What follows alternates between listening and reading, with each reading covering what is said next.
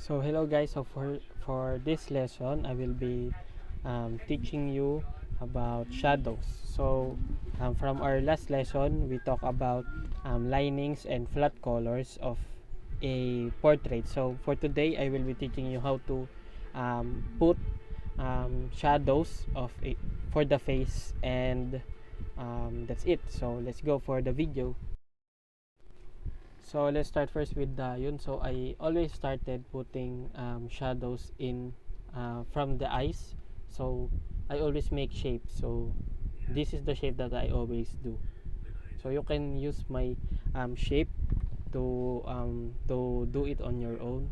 So yes, I use the opacity eraser to blend it in. So yes, same shape again but in different eyes. So yeah, as you can see, and I erase it again.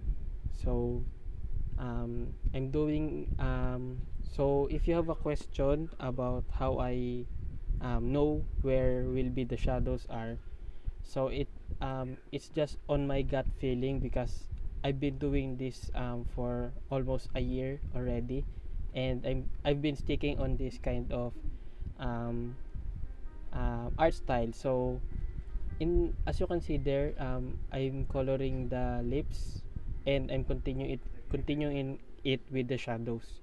So I'm always tra- I I'm just tracing the dark parts of the face. So as you can see also with the hair, I'm also doing that. And for the nose, I always make that shape. So for the nose, you can always see the W shape one, and I continue it from the top. So and then I will erase it from the top as well and going down, so that it will have a gradient effect. So also the shadow under the nose. So you can, if you're going to do it, you can always see those shadows. So you just trace it and do it. So from the second one, I used a darker color. So here I'm going to show you separately the shapes that I'm doing. So um, I'm just darkening all the edges. So for the ears, I'm just tracing all the dark parts. It doesn't have to be perfect, so I'm always teaching you that it doesn't have to be perfect. You just go with your gut feeling. So art is always free. Do whatever you want. So at the neck part, I'm not seeing anything dark, so I just make my own shape. So that's the flat color, and I'm starting again from erasing it. So as you can see, it will become darker. So yes, you can see the difference. So um, the next one is twice Cheyong. So in what I do, I did first the eyes. So same shape, but in here, since she is facing forward, you may copy what I do here. So I always trace everything. I always do it at the same time. So in there at the right side of her eye, I included the shadows as well, so that it will be easier for me, since the second one is the easier version.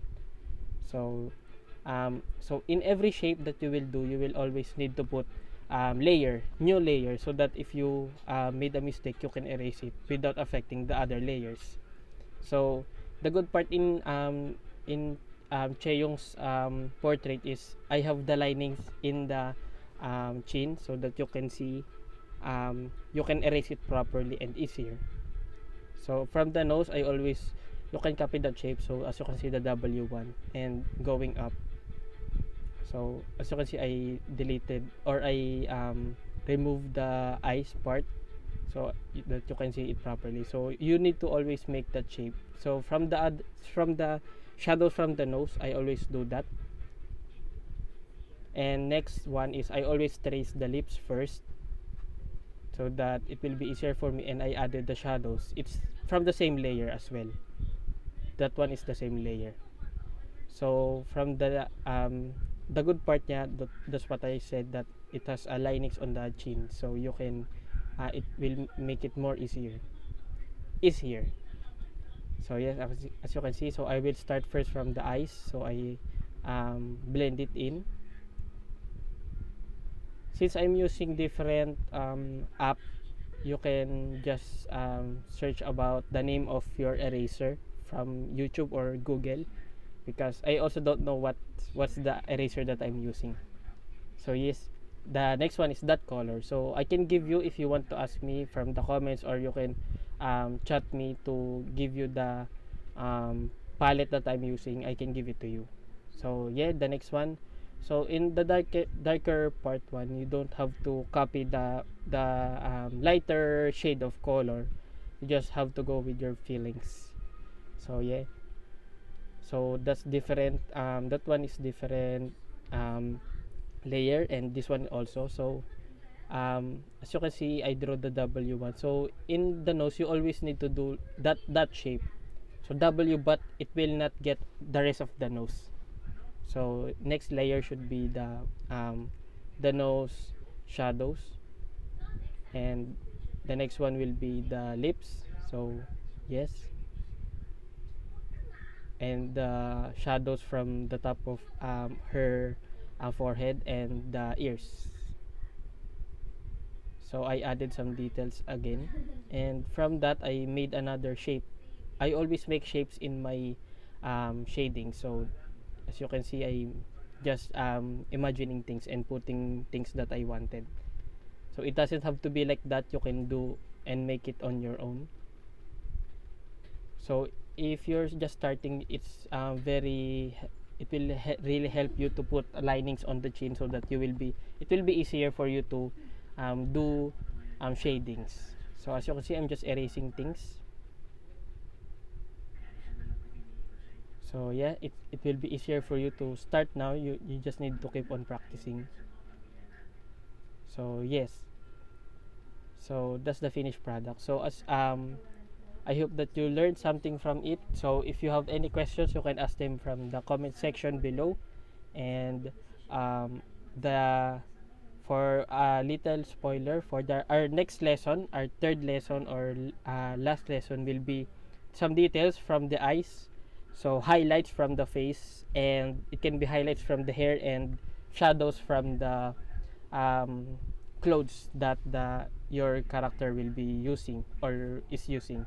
So I hope that you learned something, and um, the tips that I can give you is always in doing mask is always put like a mask on your portrait, because that's what I'm doing. I always started with the eyes first, and it will all the what's this the shadow always starts from the eyes first, and it will connect from the eyebrows, and it will go down to this part of the nose. So you should make it one as one, or you can make it separately. So the more shapes you use, or and the more um, layer you use, is for the better. So in the nose part, I always put the W1 here, or the three curves here, and I continue it from the top, so that when I erase this part, it will have a gradient. So but in the second, from the darker shade of the skin, you can only put the W part here, as you can what you saw on the video. And for the lips one, if you don't understand, I always trace the lips first and continue it with the shadings. So as you can see, I always put or invent or imagine some shapes. So doing shadows is all about shapes, and the way you erase the shadow. Because if you put, for example, a shadow in my face here, but the light is here, and you erase it here, it will be so distorted, or it will have, it will, you can make a facial reaction from it. So you need to avoid that. So I hope that you learn everything, and thank you for listening and watching my video. So see you again from to my next lesson. Bye bye.